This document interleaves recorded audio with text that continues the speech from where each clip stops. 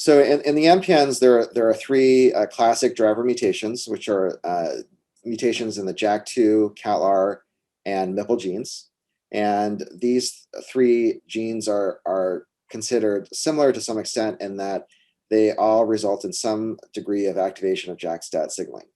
They're definitely distinct in certain ways as far as exactly what their downstream molecular consequences are, and as well as their clinical associations. For instance, the JAK2 mutation is found in almost every patient with polycythemia vera, while CALR mutations are largely restricted to patients with essential thrombocythemia and primary myelofibrosis.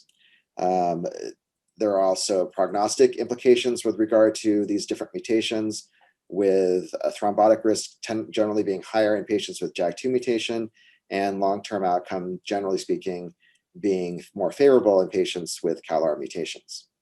In addition to the three classic driver mutations, there are a subset of patients, particularly with ET and myelofibrosis, who will be so-called triple negative, who lack mutations in JAK2, CALR, or MPL. And in those patients, it's likely that there's some alternate mechanism to activate JAK-STAT signaling.